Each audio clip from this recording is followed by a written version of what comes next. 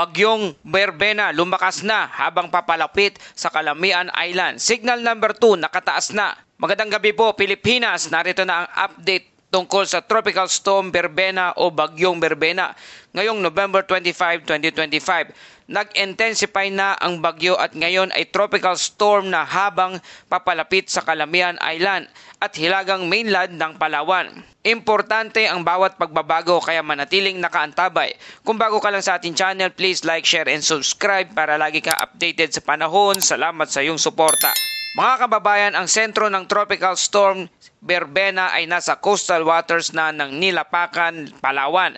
Taglay nito ang lakas na hangin na maximum sustained wind na 65 km per hour at may pagbugso hanggang 80 km per hour. Ang central pressure nito ay nasa 996 HPA. Kumikilos ito sa bilis na 20 km per hour pa west-northwestward. Ang lawak ng hangin ay strong to gale force wind hanggang 250 km mula sa sentro. Ibig sabihin kahit nasa labas ka ng core, malaki ang posibilidad na malalakas na bugso ng hangin at biglaang buhos ng ulan. Dahil sa paglakas ng Bagyong Berbena, ang tropical cyclone wind signal ay nakataas na signal number 2 na may gale force wind na may lakas na hangin na 62 to 88 km per hour at may lead time na 24 hours. Mayroong minor impact to moderate threat to life and property. Narito ang mga lugar na apektado o nakapaloob sa signal number 2, Calamian Island, extreme northern mainland ng Palawan, kasama rito ang El Nido, Taytay at Araceli. Sa mga lugar na ito, huwag na pong maglakbay sa laot at siguraduhin na nakasecure ang bubong at mga gamit sa bahay. Ang ganitong lakas ng hangin ay sapat para magdulot ng sira ng mga lumang istruktura at puno. At dahil dito nakataas pa rin ang tropical cyclone wind signal number 1 na mayroong strong wind, minimal to minor impact. Sa Luzon, sa lugar ng Occidental Mindoro, Oriental Mindoro, Southern Romblon, Northern and Central Palawan kasama ang Calamian Island, Cuyo at Cagayancillo. Signal number 1 sa lugar na ito. At sa Visayas naman, Antique, Northwestern Aklan, kasama ang Malay, Moranga at Nabas. Signal number 1 din po dito. Sa mga lugar na ito, bagamat signal number 1 pa lang, hindi dapat ipagsawalang bahala. Ang malalakas na pagbugso lalo na sa coastal areas ay delikado sa maliliit na sasakyang pandagat. Heavy rainfall outlook, patuloy ang shoreline at epekto ng Bagyong Berbena kaya mataas ang tsansa ng biglaang pagbaha, pagtaas ng tubig sa ilog, landslide lalo na sa mga bulubunduking lugar. Sa mga nasa Antique, Aklan, Palawan at Mindoro, maging alerto po tayo diyan. Severe winds ang maaring maranasan ang malalakas hanggang gale force wind bukas November 26 sa Luzon, Western Visayas, Zamboanga Peninsula, Northern at Eastern Samar, Dinagat Island. By Thursday naman, November 27, sa lugar ng Batanes, Cagayan, Babuyan Island, Ilocos Norte, Mimaropa, Cavite, Batangas, Western Visayas. At sa ating coastal hazard sea condition, mayroong gale warning sa Northern Luzon. Delikado sa lahat ng uri ng sasakyang pangdagat. Ang sea condition in 24 hours, aabot sa 6 na metro ang taas ng alon sa Batanes, Babuyan Island. 5 metro naman ang taas ng alon sa Calayan Island. 4.5 metrong taas naman ng alon sa Ilocos Region. 4 na metrong taas naman ng alon sa Western Palawan.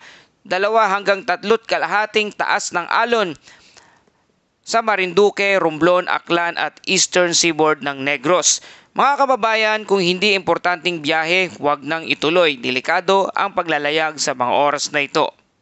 At para sa ating track and intensity outlook sa Bagyong Berbena, tatawid ngayong gabi sa Northern Palawan, bukas ng madaling araw papasok na sa West Philippine Sea. Bukas ng gabi dadaan hilaga ng Calayan Island. Thursday early morning lalabas na ito ng ating Philippine Area of Responsibility o PAR at may posibilidad pang maging isang tropical storm within 6 to 12 hours at posibleng lumakas pa ito sa West Philippine Sea hanggang Biyernes. Habang papalayo ng Pilipinas, may mga tsansang lumakas ito dahil mas mainit na ang dagat sa bahaging iyon. Mga kababayan, nakikita natin na bumabagal ang paghina ni Berbena dahil stable pa rin ang kanyang core habang tumatawid ng Visayas at Mimaropa. Mahalaga ang pagbabadya ng signal number 2 sa mga susunod na oras kung sakaling lumakas na ito bilang isang tropical storm.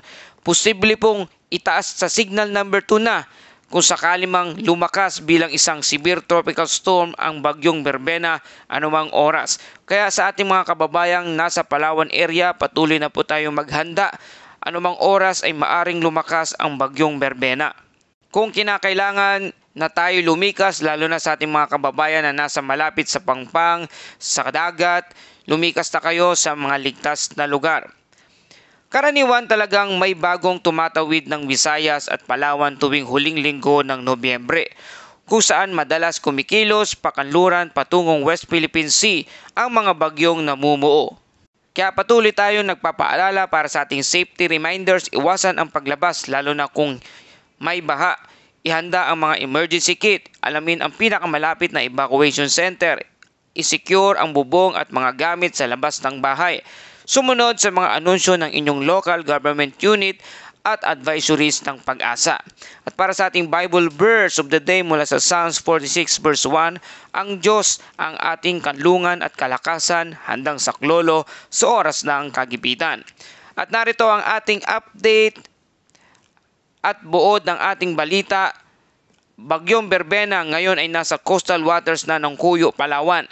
Taglay pa rin ang lakas na hangin na 55 km per hour at may bugso na umaabot sa 70 km per hour. Kumikilos ito pa westward sa bilis na 25 km per hour.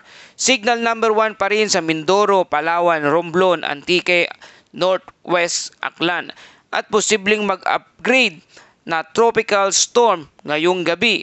Malalakas na ulan at posibleng pagbaha sa Western Visayas at Mimaropa. At sa coastal waters, may gale warning at delikado sa biyahe ang lahat ng mga pansasakyang pandagat. Maraming salamat po sa patuloy ninyong pagtitiwala sa Pilipinas Weather ngayon. Ang bawat like, share at comment po ninyo ay malaking tulong upang mas maraming Pilipino ang maligtas at maabot sa ating mga anunsyo at ulat tungkol sa panahon dito sa ating bansa. Para lagi kang updated sa panahon, please like, share, and subscribe. Salamat sa iyong suporta.